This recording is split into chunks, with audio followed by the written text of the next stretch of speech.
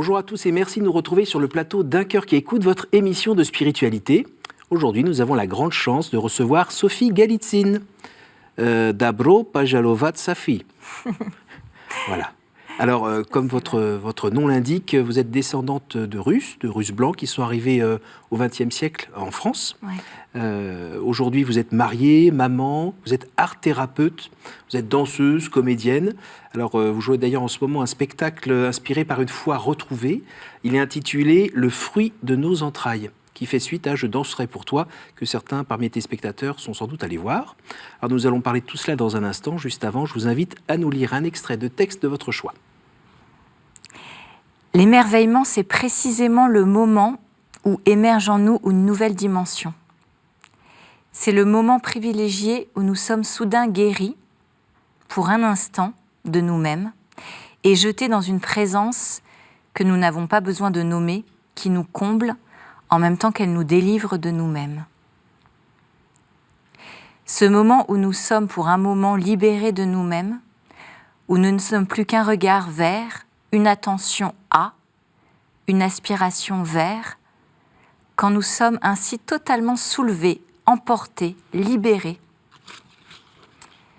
quand nous passons dans l'objet de notre émerveillement, quand nous sommes suspendus à lui, quand nous ne sommes qu'un cri d'amour vers lui, un immense silence, où nous ne percevons que son appel, d'où nous nous sentons décollés de nous-mêmes, et nous apprenons de cette expérience même qu'il y a un autre moi possible que ce moi viscéral, possessif, égocentrique, d'ailleurs naturel, qu'il y a un autre moi qui est un moi oblatif, qu'il y a une autre manière d'exister, que de s'accrocher à soi, que de coller à soi, que de se donner, que de s'offrir, que de se perdre en un autre.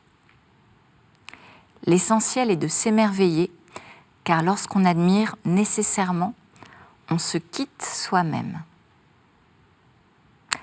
Voilà. L'auteur ? Maurice Zundel. Et le titre, c'était quand même, j'ai envie de le dire, l'émerveillement et l'expérience spirituelle par excellence. Alors, voilà. Dites-moi, Sophie, c'est un texte superbe. C'est ce que vous expérimentez, vous ? Est-ce que je l'expérimente ? En tout cas, je me le conseille. Après, c'est facile de le dire, c'est moins facile à vivre au présent et au quotidien, mais c'est ce que je me souhaite. Ouais. Il y a des moments où vous le vivez ? Oui, quand même. Et qu'est-ce qui se passe à ce moment-là ? J'aime bien cette idée, enfin c'est pas une idée, c'est très pratique, de s'oublier soi-même. Je trouve que ça fait des vacances. Et il y a qui à la place ? Ou quoi ? Ça dépend de chacun. Pour moi, c'est le Christ et c'est la présence et le silence. Avec des mots, qu'est-ce que vous pouvez dire sur la présence du Christ, sur le silence du Christ que vous expérimentez ? Je dirais que ça me fait des vacances dans le sens où ça me donne une grande joie et puis de la paix à l'intérieur, quelque chose du silence qui descend plus profondément, au-delà de mes émotions et de ma petite histoire. On est d'accord que le silence, c'est quelque chose qui fait pas mal peur, aux Occidentaux notamment aujourd'hui. Ils ont peur de se retrouver tout seuls et autres. Ce silence ne fait pas peur ? Si, bien sûr, il terrifie. Et pourtant, il est tellement rempli. Mais vous pouvez me dire encore sur le silence rempli ? On peut se taire si vous voulez. Qu'est-ce que je peux vous dire sur le silence rempli ? Je m'en veux de l'oublier trop souvent parce que dès que je m'assois et que je prends le temps de me taire, j'ai besoin de rien d'autre en fait. Et puis c'est plus moi qui me regarde, mais l'autre. Et du coup, c'est cadeau. Et puis c'est gratuit et c'est tout le temps accessible pour tout le monde et tout le temps. Et comment vous le savez qu'il y a cet autre qui vous écoute, qui vous regarde ? Parce que je l'ai vécu. Ah bon ? Donc c'est l'expérience, ouais. C'est l'expérience. C'est une rencontre. Et qui se renouvelle tout le temps de la même manière, au même degré, plus fort, moins fort ? Non, c'est toujours assez différent, des degrés très différents. Ça dépend quelle place je laisse dans ma journée pour lui, pour m'asseoir. Alors, on va revenir un petit peu sur la première fois, peut-être vous avez eu cette expérience-là. On va juste faire une petite parenthèse sur le spectacle que vous jouez en ce moment, au théâtre de l'Essaillon ou Essaillon, je ne sais pas comment. Essaillon, ouais, petit essai en latin. Voilà, qui se trouve du côté des Halles. Ouais, métro Hôtel de Ville. Voilà, 3 jours par semaine, jeudi, vendredi, samedi, ça dure 1h15. 1h05, ouais. 1h05. Là, vous êtes en scène dans une pièce que vous avez écrite Et puis vous jouez avec... Fitzgerald Berton. Voilà, vous le prononcez très bien.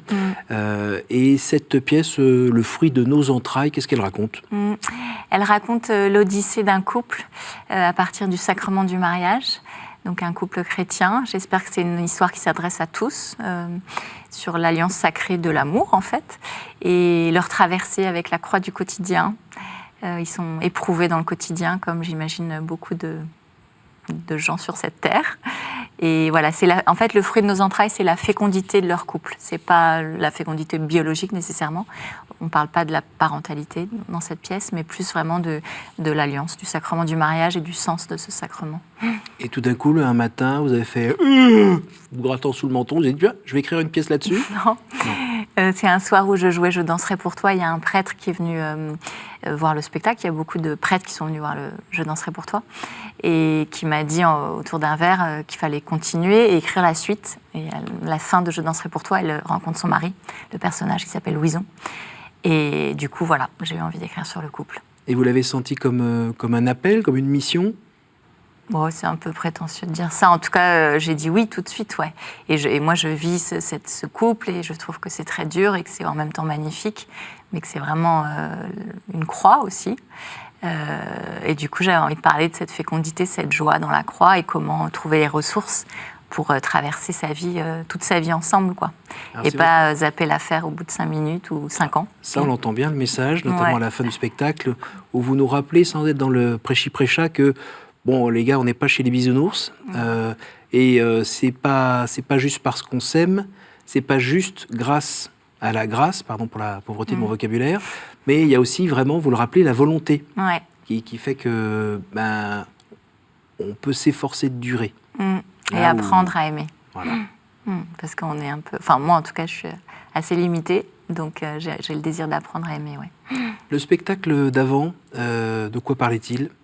Alors, il parlait de Louison, bon, c'était un spectacle autobiographique, de sa conversion. Voilà, c'était une jeune femme parisienne qui vivait un peu dans le chaos et qui rencontre le Christ à l'âge adulte. Et du coup, il y a un grand retournement intérieur. Et tout un chemin un peu de détour par le chamanisme, l'hindouisme, et puis qui retrouve le Christ et qui hésite après entre une vie religieuse et une vie au couvent et une vie dans le monde, parce que je pense qu'on peut avoir une vie religieuse dans le monde. Et voilà, donc c'est cette traversée-là, du chaos à la lumière. C'est votre vie tout simplement ? Oui, tout simplement. Voilà. C'est pas simple d'ailleurs. L'inspiration est arrivée assez facilement. Ouais, enfin, il y a un petit accouchement quand même. Il faut coucher après, mais ça à écrire. Alors, mais oui, j'ai pas imaginé. Je suis partie du réel, ouais. Alors, quand on regarde un petit peu votre histoire, vous naissez dans une famille de tradition orthodoxe. Oui, du côté de mon père. Du côté du et papa. Catholique du côté catholique de ma mère. Voilà. Et puis, on va dire que tout ça, c'est bien gentil, mais ça ne vous touche pas complètement au fond du cœur, toute cette vie spirituelle. Non. Et puis, je me moque un peu même. Voilà. Je trouve ça pas très cool d'être chrétien. Parce que trop de règles ? Non, parce que c'est pas mon mode de fonctionnement. Oui, j'ai l'impression que les chrétiens sont coincés. Ça me parle pas, les chants, les homélies, ça me parle pas. Je m'ennuie à la messe. Alors vous faites quoi ? Vous êtes plutôt une fille qui fait la nouba à ce moment-là Oui, je suis pas une dépravée, mais je j'ai pas de foi et j'ai pas Jésus dans ma vie, ni Dieu, ni de spiritualité. Et elle ressemble à quoi votre vie quand vous êtes adolescente, jeune adulte ? Je suis une Parisienne, très parisienne, assez mondaine. Pas mal de petits copains, j'aime bien sortir, je fume un peu des joints, enfin un peu classique, bourgeoise, mais pas de, je me nourris de choses à l'extérieur, en tout cas, je vais chercher l'amour à l'extérieur. Quelques études à ce moment-là ? Oui, un peu de philo, et puis du théâtre, je deviens comédienne assez vite. Ouais. En 2005, vous vous prenez un express dans la figure, avec votre papa qui monte au ciel, tout simplement. Oui, qui naît au ciel, comme disent les orthodoxes. Ouais. Assez radicalement, après quelques mois, d'un cancer des poumons. Ça a été première porte vers l'invisible, Ça vous arrête net ? Il y a une gravité qui se pose en moi, et du coup, qui m'oblige à ralentir, et une densité, quoi. Voilà, je prends conscience un peu plus du sens de la vie, Moins et de la légèreté. question, c'est pourquoi ? Pourquoi mon papa ? Pourquoi maintenant ? Ou pourquoi je suis là ? Enfin, c'est quoi ? En fait, il n'y a pas de question, mais il y a un silence qui descend. Une gravité, mais une gravité habitée. Et du coup, je cherche à rentrer en communion avec ce papa qui est un peu l'amour d'une petite fille, voilà. Et du coup, je fais un travail avec un chaman. Je commence à rencontrer cette femme chamane par hasard sur les bancs de la fac. Et qui me... Voilà, donc aujourd'hui, j'aurais un regard un peu plus critique, mais à l'époque, ça m'a ouvert une porte sur le fait qu'il n'y a pas que ce fauteuil qui existe, mais un peu plus Alors large. c'est quoi? C'est toc toc toc sous les tables? C'est des expériences de transe Non, c'est un pour peu, être en contact avec état de l'au-delà? conscience modifié, ouais. C'est elle qui le fait? C'est vous qui le vivez? C'est elle qui le fait et on le vit ensemble, ouais. Ouais. Elle avait un père médium, c'est une tradition des îles, enfin voilà, c'est une autre culture, une autre manière d'appréhender l'invisible. Votre porte-monnaie se vide à ce moment-là? Non, pas du tout, et j'ai pas vraiment de jugement dessus, c'est juste pas ma culture, pas mes traditions, mais c'est une porte vers l'invisible et j'en suis bien heureuse de l'avoir vécu. Après, je sais pas ce qui était du malin, voilà, mais en tout cas... Et c'est ce qui vous emmène ensuite à l'étranger ou pas? Oui, il y a un petit détour dans un parc où j'ai une expérience un peu physique face à Ganesh, qui est un dieu et que je connaissais pas du tout, un éléphant indien. Et en France, et je me pose devant et tout s'arrête. Je ne sais pas ce qui se passe, la nuit tombe et je reste 2 heures dans cette forêt comme si j'avais un manteau qui m'enveloppait d'amour. Bien, oui c'est ça, bien. Ouais. Comme si c'est mieux que la péridurale ou qu'une grosse ivresse. C'est rempli d'amour sans avoir rien fait, quoi, devant cet éléphant. J'imagine que c'est un lieu où les gens étaient venus prier beaucoup et du coup qui devait être un peu, je sais pas comment on peut dire, chargé énergétiquement. Moi, maintenant, je le rattache au manteau de la Vierge, mais bon, voilà. J'ai pas de clé de discernement pour savoir. Voilà. Et par contre, après ça, je pars en Inde, du coup, pour aller voir un peu qui était ce dieu éléphant. Et puis, je suis tombée sur l'image d'un moine sadhu très beau, avec des yeux très doux. Du coup, je suis allée où il avait vécu en Inde. Et là, au bout de 6 mois, au pied d'un maître, j'ai retrouvé un jeune Français avec qui j'ai échangé, qui m'a parlé du Christ. Et ça m'a percuté profondément. Ouais. Beaucoup de joie. J'avais l'impression d'être rentrée chez moi. Oui, avec un côté où vous vous recolliez à vos origines aussi. Oui, ouais, parce que quand même, j'avais entendu parler de Jésus petite. Ouais. Les sadhus, c'est ceux qui se laissent pousser les cheveux, la barbe, tout ça? Ouais, ils sont habillés en orange, c'est qui des vivent sages que hindous. de mendicité, ouais. Vous avez appris Non. Non, par contre, j'étais 2-3 heures par matin au pied du maître où j'écoutais un peu son récit en anglais. Il y avait des gens du monde entier. Donc, c'est un peu comme des grands cours de philo un peu larges, quoi, sur la conscience et tout ça. Bon, après, il faut faire un tri, mais moi, ça m'a déjà permis de m'asseoir, d'apprendre à faire silence. Et puis, à nouveau, ça m'a ouvert des portes vers un peu plus grand que juste ce que je vois. Vous êtes revenu? Je suis revenue, mais c'était bien de revenir quand même, vous avez raison. Peut-être la différence avec le christianisme, c'est que quand je faisais silence, j'avais pas de relation. Tandis qu'après, le fait de m'asseoir avec le Christ, il y a quelque chose de la relation dont j'avais envie et besoin. Alors, vous vous souvenez de la première fois où vous êtes assis, je sais pas moi, dans une église, à ce retour de voyage, et où vous êtes senti bien et, comme vous dites, à la maison? Oui. Déjà en Inde, avec ce dialogue avec ce jeune Français sur le Christ, je me suis ressentie chez moi, juste en parlant. Et après, oui, je suis arrivée à Paris, je suis allée aux Fraternités monastiques de Jérusalem. Oui. Et j'ai retrouvé à Saint-Gervais. Ouais. Et c'était à nouveau vraiment revenir à la maison. Ouais. Ce côté contemplatif qui me nourrissait. Moi qui allais beaucoup chercher à l'extérieur l'amour. Et là, il y avait quelque chose du silence. Et puis en même temps, ils sont dans le monde, dans la vie, dans la ville. Donc ça m'allait bien de rester à Châtelet-Les-Halles aussi, dans l'énergie parisienne. Et vous dites qu'à ce moment-là, vous vous êtes dit, finalement, pourquoi pas peut-être découvrir la vie religieuse, entrer dans la vie religieuse? Plus que ça. Je me suis vraiment fait des allers-retours, beaucoup de retraites et tout pendant quelques années. Et j'étais assez perdue entre ces deux manières de vivre, ces deux mondes. Enfin, c'était assez radical, ouais. Je voyais plus mes amis. Vous avez la sensibilité orthodoxe, vous avez des fréquentations, une sensibilité aussi catholique. Bon, on va dire que côté indien, hindou, ça s'est un peu calmé quand même.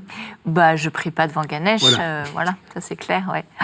Et alors, aujourd'hui, finalement, vous en êtes où? Je me sens chrétienne, voilà. Et j'ai été chrismée en fait chez les orthodoxes parce que ma conversion s'est faite chez les orthodoxes à Saint-Michel-du-Var, donc qui est un monastère autocéphale qui est un peu critiqué par l'Église orthodoxe. Mais les orthodoxes purs et durs m'ont quand même accueillie à Saint-Serge et puis à Saint-Séraphin à Paris. Puis j'allais beaucoup rue d'Aru avec mon père. Donc, du coup, mais mon mari est catholique. On a eu un mariage un peu écuménique, mais plus catholique. Et je me sens chrétienne. Et je suis accueillie à la communion chez les deux. Voilà. Mais mon père spirituel le sait, c'est pas très orthodoxe, mais voilà. Vous avez 2 enfants. J'avoue. Ouais. Et qui sont finalement baptisés. Alors, ou... ma fille Zita, elle est baptisée chez les catholiques russes. Oui. Ça a été un peu un mix entre mon mari et moi. Et notre petit garçon Paul, il a été baptisé par son père à l'hôpital. Parce qu'il a failli... Enfin voilà, il a eu une grosse opération à la naissance. Du coup, on a été dans l'urgence. D'accord. Et après, un petit rappel en bas de chez nous, à Saint-Pierre-du-Gros-Caillou. Alors tout ce parcours qui est un peu sinueux mais très riche vous a permis en fait d'avoir une certaine sensibilité à l'égard de l'autre qui j'imagine vous a poussé à vous former en art-thérapie. Eh ben non. C'est pas ça. Fait, ça s'est passé avant l'art-thérapie, un petit peu avant la conversion. Et je pourrais même dire que le début de ma conversion, enfin de ce chemin qui est continu évidemment, m'a plutôt repliée sur moi-même. Parce que ça m'a tellement chaviré le cœur et de dire « Ah bon ? Il n'y a pas que ce que je vois qui existe ?» que j'ai eu un besoin de silence et d'intériorité pendant quelques années. Donc je me suis plutôt coupée du monde. Et je crois que j'étais plus dans la charité, dans la relation avant. Et maintenant, j'y reviens. Mais il y a eu vraiment un temps de solitude. Alors dites-nous, qu'est-ce que c'est que l'art-thérapie ? Mais l'art-thérapie, c'est ouvert sur l'autre quand même, ouais. L'art-thérapie, ça a été un besoin parce que le côté comédien, c'est quand même très sur soi aussi. Et l'art-thérapie, c'est une méthode thérapeutique, une pratique thérapeutique, donc comme un psychologue, sauf qu'on utilise d'autres outils, d'autres médiations. Et moi, ça a été le théâtre, la danse et le clown, essentiellement, l'écriture aussi un petit peu. Et le massage, je travaille beaucoup avec le toucher maintenant. Voilà, donc c'est comme si vous alliez voir un psychologue, sauf que je vais vous donner des situations à jouer, la danse aussi, danser, les émotions, voilà, pour explorer l'inconscient, le libérer, le connaître davantage, mais par les outils artistiques. Qu'est-ce que ça vous apporte à vous ? De le pratiquer en tant que patiente ou comme en praticienne. tant que praticienne. En tant que praticienne. J'ai envie de dire, qu'est-ce que ça vous apporte ou qu'est-ce que ça vous prend ? Alors, je crois que ça me prend rien. De l'énergie. Oui, de l'énergie, mais c'est nourrissant aussi. Et c'est mon métier et je l'aime. J'adore faire danser les gens. J'ai l'impression que ça libère, en fait. Donc, c'est très agréable. Et puis, je danse avec eux. Et puis, jouer aussi. Jouer de toutes ces émotions, de toutes les facettes qui m'habitent, du pire comme du meilleur, de l'animal, de ma mère, de mon père, des choses moins jolies. Et d'en jouer, ça met un petit peu de distance par rapport au réel. Et ça fait du bien de prendre un peu de pas de côté par rapport à notre petite histoire et de sublimer notre petite histoire avec la création, avec l'art. Donc voilà, après, oui, je suis confrontée à des gens qui vont mal souvent dans la journée, donc il faut après se ressourcer. J'aime bien, je veux faire du sport, je veux voir mes copines, avec mes enfants, mon mari, j'ai mes petits trucs pour me ressourcer. Je me fais masser, je prie, enfin voilà. Vous êtes aussi dans des métiers où forcément vous êtes... très présente à vous-même, c'est-à-dire que, comme vous dites, le comédien, il vaut mieux qu'il se connaisse un petit peu, et que pour pouvoir jouer, interpréter, donner, en même temps, quand on est proche de soi, quand on se connaît un petit peu, on voit que tout n'est pas merveilleux et rose. C'est dur de vivre avec soi-même ? Oui, sans doute pour ça que j'ai choisi ce texte. Oui, c'est dur de vivre avec soi-même, ouais. Mais c'est vrai que de se tourner vers l'autre, ça nous éloigne un peu de nous-mêmes. Mais on revient quand même, on est toujours là en fait. Ouais, faut mourir en fait, mourir à soi. Ouais. Mais bon, aussi on apprend à s'aimer et à s'accueillir, c'est important. Ouais. Avoir de la compassion pour soi et voilà. Et si on parle du regard surtout qu'on le dit toujours à ses patients et oui. voilà, donc c'est important de le vivre. Et quand on parle du regard d'amour de Jésus sur nous, vous entendez quoi vous ? Là, j'entends, par exemple, je m'enseigne une jeune femme en ce moment son titre, c'est « Arrête de te regarder dans la glace, tu vas voir le diable ». C'est sa mère qui lui disait ça quand elle était petite. Et ça finit par, en fait, qu'elle voit Jésus dans la glace. Donc, il y a ce retournement, voilà, plus qu'elle... Et ouais, j'entends ça, je vois moins mes petits défauts, mes bizarreries, ma violence, ma colère, mais un amour inconditionnel. Beaucoup de miséricorde. Qu'on peut imaginer un peu déjà, voir de temps en temps dans le regard de votre mari ou celui de vos enfants ? Au point du Christ, c'est pas possible, c'est inhumain. De le regarder mes enfants, sans doute. Ouais. Et puis mon mari, bien sûr, il y a de la tendresse, bien sûr. À travers ce spectacle, qu'est-ce que vous aimeriez que les gens prennent pour eux, Vous voulez qu'ils prennent conscience de quoi principalement? Le fruit de nos entrailles, ou Oui. je danserai pour toi? Le fruit de nos entrailles. Qu'est-ce que je désire? Que ça leur donne envie de se marier.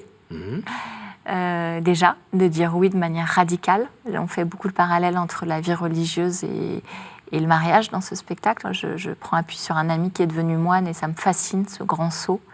Et du coup, j'espère vivre ma vie d'épouse comme il va vivre sa vie de moine. On va se suivre, j'espère, jusqu'à notre mort et voir si on Vous êtes tient. mariés depuis 5 ans, hein? Ouais. Et lui, il a fait ses vœux, cet ami qui m'est très cher, il a fait ses vœux il y a quelques mois pour la vie. Voilà. On a l'envie d'écrire un petit livre à 2 mains sur cet engagement, ce parallèle. Donc ça donne envie de dire oui et de trouver cette liberté dans ce tout petit cadre, en fait. C'est ça qui me fascine, c'est comment dans cette cellule, par exemple, monastique, ou dans cette vie au quotidien, ou au petit déjeuner tous les matins, j'ai le visage de mon mari, le bruit de bouche de mon mari, etc. Et comment toute ma vie, dans ce petit cadre unique, et où je ne vais pas avoir le choix de changer de mec tous les 2 jours, je vais trouver ma liberté. Oui. C'est ça le challenge. Alors qu'en fait, avec les années passées, quand on était un peu dans une approche adolescente de la vie, peut-être, ou enfance, immédiate, ouais. on était dans son désir premier, cette capacité justement à zapper et à faire ce qu'on veut quand on veut, en gros, qui en fait, c'est ça le vrai esclavage. Liberté. C'est quand même tout un retournement à faire dans son approche de la vie, qui peut être un peu douloureux parfois.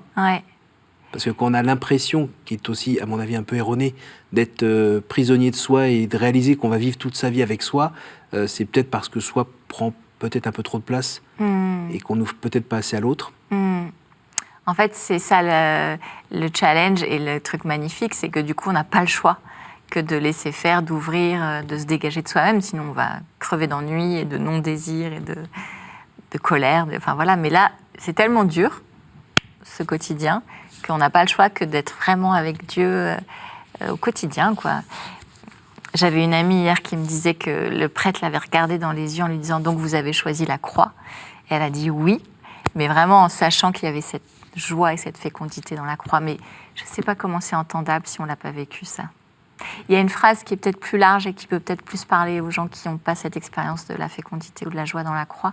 C'est cette phrase de Khalil Gibran, du prophète, que je trouve magnifique, qui dit « Plus profond le chagrin creusera votre être, plus vous pourrez contenir de joie. » Et voilà, je trouve que ça donne beaucoup d'espérance. Oui. Mais comme vous dites, il faut le vivre pour savoir de quoi on parle. On arrive à la fin de cette émission. Je vais vous poser les 3 questions que je pose à tous nos invités. Quel conseil donneriez-vous à quelqu'un qui vous dirait « J'ai envie de rencontrer Dieu, par quoi dois-je commencer ?» Je pense au Père Eugène Marie, je veux voir Dieu à ce titre-là. Par quoi je dois commencer? Eh bien, dégager un peu de temps dans la journée, dégager de l'espace, prendre le temps de m'asseoir, voilà. S'aider à faire silence. Ça peut être une musique, ça peut être une bougie, parce que parfois c'est très compliqué le mental, mais laisser l'espace. Quel est votre héros, votre saint, la personne que vous trouvez admirable? Là, hier soir, je lisais une prière d'un moine de Tibérine sur le désarme-moi. Je ne sais pas comment il s'appelle, ce monsieur, mais je trouvais ça magnifique. Et en fait, il a dit aux djihadistes, enfin aux extrémistes, c'était « désarme-les, Seigneur », et puis c'est arrivé par « désarme-moi », pour voir que la colère, elle était déjà d'abord en lui. Je trouve ça très beau. Jean Vanier, je suis assez admirative de Jean Vanier. Et au jour du jugement, qu'aimeriez-vous que Dieu vous dise, Sophie? T'as fait de ton mieux. Merci beaucoup, Sophie. Merci d'être venue, tout simplement, Merci sur pour ce votre plateau, accueil. avec votre jolie robe pleine de cœur, là, Petite dédicace. Voilà, qui va très bien avec l'émission.